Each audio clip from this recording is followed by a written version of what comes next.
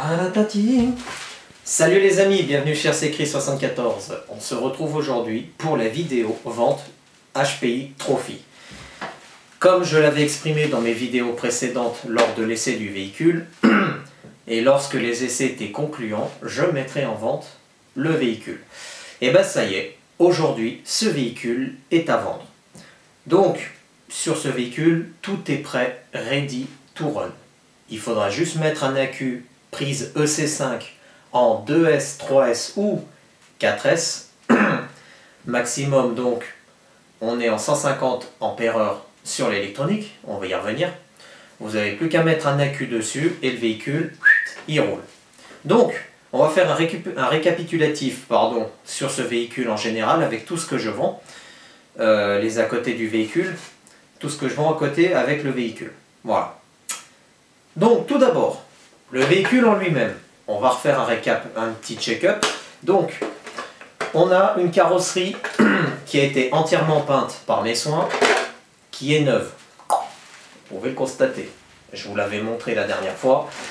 Là, j'ai juste roulé 3 accus avec. Il n'y a pas grand-chose. Hein. Franchement, elle est encore en très très bon état. Donc, carrosserie qui est quasi neuve, qui est peinte de couleur rouge et jaune, avec des petits autocollants HPI. Je vous l'avais montré la dernière fois, donc pour ceux qui veulent voir un peu plus en détail la carrosserie, regardez mes vidéos précédentes. Avec cette carrosserie, j'ai les stickers encore pour coller à l'arrière et sur les carreaux de côté et sur le pare-brise de devant. Donc si vous les voulez, il n'y a pas de souci, je vous les fournirai avec le véhicule. Vous avez déjà une carrosserie propre, nickel, toute neuve. Mais si vous voulez faire le vintage, on appelle ça à la vieille école, j'ai toujours la vieille carrosserie qui est ici, qui sera vendue avec le véhicule. Donc la vieille carrosserie, il faudra juste regarder pour l'arrière, là, le trou là qui est un petit peu agrandi. Mais bon, c'est pas gênant du tout, puisqu'elle s'adapte sur le châssis sans problème, hein, puisqu'elle était dessus. Hein.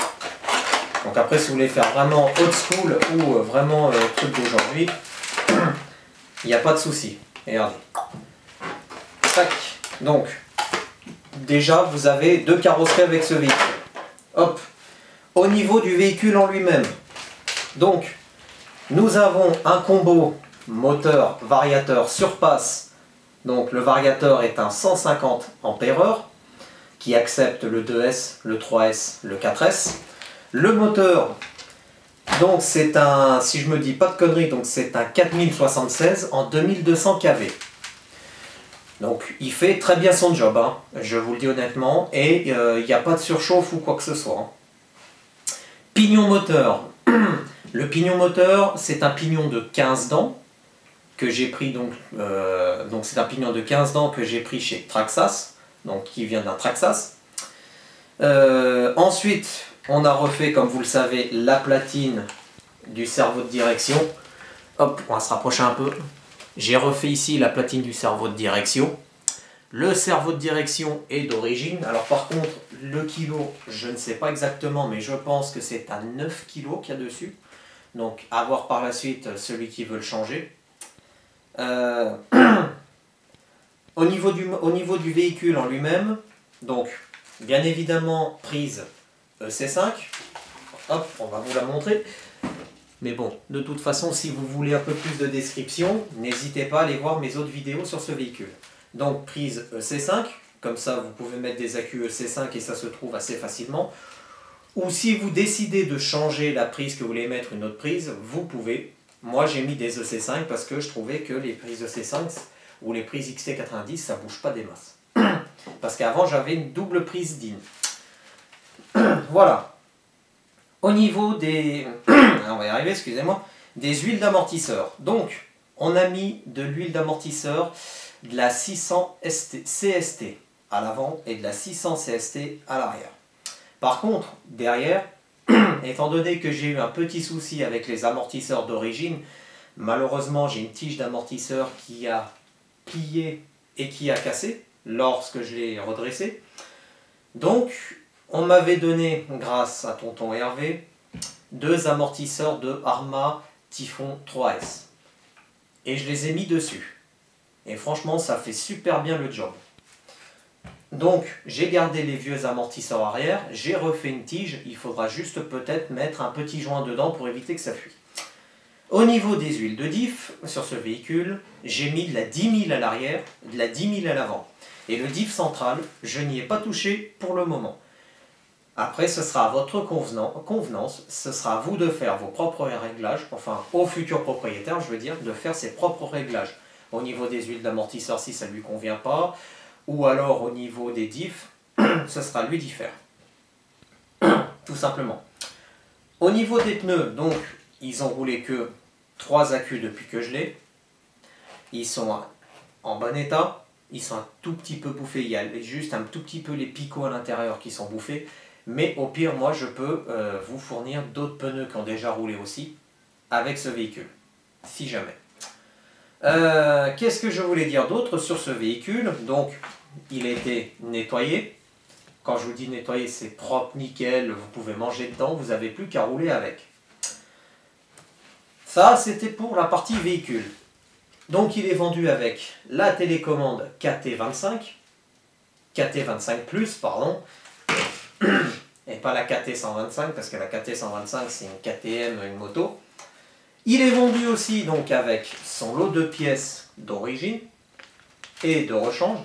Donc dedans, il y a des fusées supérieures avant, des triangles avant, donc il y a les 2 amortisseurs arrière, il y a encore une fusée, il y a encore des tirants, il y a encore le support de diff, la petite barre, le petit support moteur qui allait derrière, dans ce sachet. Dernière chose à savoir sur ce véhicule avant que je vous laisse à la réflexion. Donc, comme je vous ai dit, j'ai fait 3 accus avec. Il y a un petit peu de poussière. Voilà. Donc, comme je vous ai dit, j'ai fait que 3 accus avec. J'ai roulé que 3 fois avec. Pour la simple et bonne raison, c'est que j'ai voulu, avant de le vendre, tester le véhicule en lui-même pour voir sa réaction. Je peux vous dire une chose, les amis, avec le réglage des diffs, donc après ce sera au futur propriétaire, sur la route il ne bouge pas du tout. Quand vous braquez à gauche, à droite, il suit impeccable les courbes. Il ne part pas du cul. Quand vous accélérez à fond en 3S, il ne part pas du cul du tout. Il reste en courbe. Quand vous tournez, c'est fantastique. Il va même mieux que mon Obao. Mais bon, ça le Obao, je vous expliquerai parce que j'ai dû refaire les huiles de diff. On ira faire un essai pour voir si ça le fait ou pas. Tout simplement. J'ai réglé aussi la géométrie, que ce soit devant, derrière, au niveau du carrossage et du parallélisme. Bon, derrière, on ne peut pas régler le parallélisme, malheureusement, on peut régler que le carrossage. Devant, donc, on a réglé carrossage, parallélisme, on a refait le point zéro avec le cerveau de direction. J'ai aussi réglé le problème de braquage, parce que ça braquait trop à gauche et pas assez à droite, donc ça, c'est réglé. Maintenant, ce véhicule, il demande qu'à trouver un nouveau propriétaire et à le faire rouler, tout simplement. Voilà. Donc, ah oui, j'ai oublié, il y a cette petite pièce-là qui sera vendue avec, puisque actuellement, le combo sur l'ESC surpasse, je l'ai réglé en 7 volts 4, je crois, ou 7 volts 2. Non, c'est ouais, 7 volts 4. Il est réglé en 7 volts 4. Donc vous aurez besoin de ça, en fait, vous allez là-dedans, dans le boîtier de réception, si vous voulez rebasculer en 6 volts 9, c'est le... Ah, et des poils. Ah, excusez-moi. Donc c'est si vous voulez régler le bec, parce que certains cerveaux de direction vont jusqu'à 6 volts 9, donc ça, ce petit fil de chantre, c'est pour régler le bec. Il est vendu avec le véhicule, ça c'est sûr. Donc voilà. Que dire de plus sur ce véhicule? Pas grand-chose. Au niveau tarif maintenant.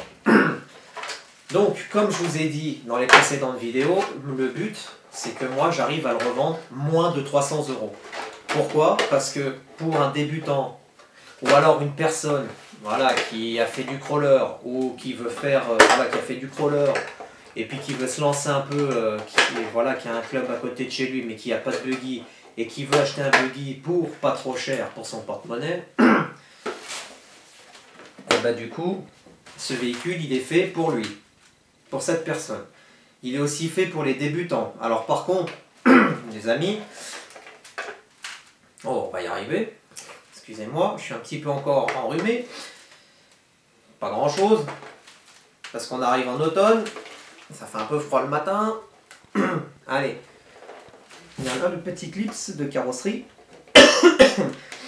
Alors, on va y arriver. Non mais oh. Voilà. Non, toujours pas. Bah, allez Coco. Ah. Voilà, excusez-moi, ça met un peu de temps, mais bon.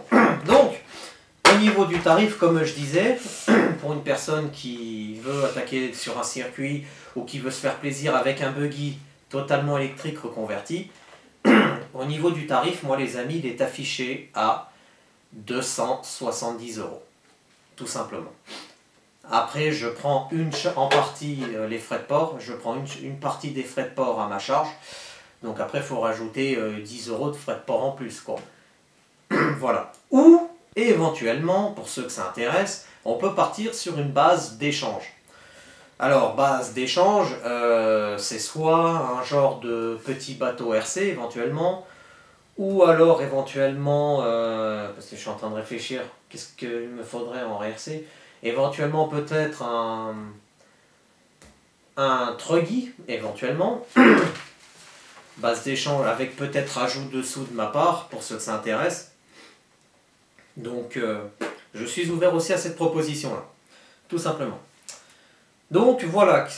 En tout cas, les amis, ce que je voulais dire avant tout, moi, je vais en profiter aussi dans cette vidéo pour discuter de ce projet qui a duré pas mal de temps. Hein. Je l'ai eu l'an dernier, je crois que j'ai commencé en septembre ou en octobre. Alors, j'ai eu des soucis parce que bon, il y a eu mon déménagement, il y a eu donc la commande de pièces, j'ai dû attendre parce que j'ai dû vendre quelques petits trucs à côté pour pouvoir acheter des pièces dessus. Donc en tout cas, déjà pour moi, ça a été, c'est ma première conversion d'un véhicule essence en thermique. Et je devais renouveler l'expérience avec le RB1, sauf que le RB1, malheureusement, donc je l'ai vendu. Et puis, j'étais pas motivé non plus à me relancer dans une conversion. Parce qu'il faut le dire, des fois, c'est une petite perte de temps. Pas des masses, hein, mais c'est mon avis personnel, je trouve. C'est un peu une perte de temps pour moi. Et puis, c'est surtout quand on a un véhicule comme ça, il faut faire attention aux dépenses. Parce que si jamais on revend un véhicule au même prix qu'un véhicule neuf, c'est pas le but. Les gens ils vont se dire, ah bah non, moi j'ai une garantie et tout, je préfère acheter un véhicule neuf, un Obaou Hyper VSE ou le VS2, ou alors le HP Trophy normal, enfin le deuxième, voilà. Bref.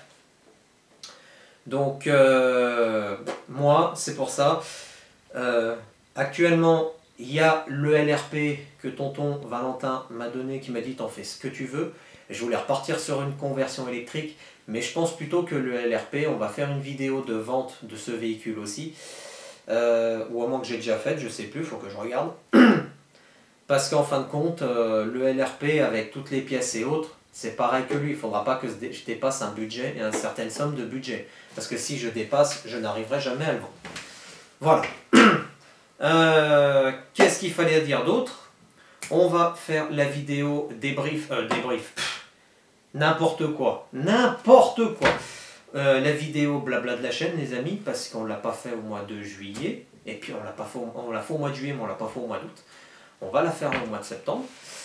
Ça va me permettre donc à peu près de savoir les futurs projets à venir. Et puis encore les vidéos de vente, parce que j'ai encore 2 chars de combat à vendre. Donc en fin de compte, le Panzer III, que je voulais faire une peinture, que je voulais vous montrer quand on le démonte, faire une peinture, etc. Mais je pense plutôt le vendre en l'état comme ça, pour le prochain acquéreur, parce que malheureusement, si je refais déjà une peinture, j'y mets déjà un électronique, il va me revenir au prix d'un char de combat neuf. Et donc, je n'arriverai pas à le vendre, ça c'est sûr. Donc je préfère le vendre en l'état avec une petite bricole à faire dessus, pour une personne qui a un peu plus de temps que moi, puisque moi malheureusement j'ai donc le Arma Mojave, en fin de compte je suis en train de voir si je le garderai pas, parce que malheureusement je n'arrive pas à le vendre, Mais en même temps, j'ai pas fait la vidéo de vente, il faudrait que je la fasse. J'ai un crawler à vendre aussi, mais malheureusement, bon ça on en parlera dans la vidéo blabla de la chaîne, on va pas tout mélanger. Mais je trouve que des fois c'est un petit peu hallucinant le comportement de certains. Donc ça m'a un petit peu chauffé, mais ça j'en reparlerai dans le blabla de la chaîne. En attendant les amis, pour ceux que ça intéresse, n'hésitez pas à m'envoyer un mail donc à l'adresse dans la description qui apparaîtra, ou maintenant vous pouvez me contacter sur Facebook, vous tapez rccris74, ou alors vous cliquez sur le lien qui aura dans la description, puisque j'ai lancé la page Facebook. Donc il y a pas grand, il y a quelques petites, allez voir, j'ai mis quelques petites photos du Hobao Hyper VS2 quand j'étais en train de faire les diffs. C'est très intéressant à voir. Plus les photos de run que j'ai fait avec Tonton Vincent le week-end dernier. Donc un petit pouce bleu sur la page Facebook et puis un petit commentaire. Et je regarderai pour les prochains coups pour que peut-être tout le monde publie sur la page quand ils ont par exemple des véhicules à présenter ou s'ils ont un véhicule à vendre. Je ferai, donc il y a déjà un album véhicule à vendre, vous le mettez dans l'album et puis je vais voir tout ça, il n'y a pas de souci. Voilà les amis. Donc, ah oui, dernière chose pour ceux que ça intéresse aussi, au niveau du paiement, j'accepte le paiement PayPal, il n'y a pas de problème. PayPal ou alors virement bancaire ou chèque de banque ou chèque personnel. Voilà. Donc, pour ceux que ça intéresse, un petit mail à mon adresse ou alors un commentaire dans la vidéo ou un message sur la page Facebook en me disant « Moi, il m'intéresse, je veux te le prendre, etc. » Et puis voilà. Les amis, cette vidéo est terminée. Restez connectés sur la chaîne parce que d'autres vidéos vont arriver. Et on se dit à très bientôt. Allez, à plus les amis!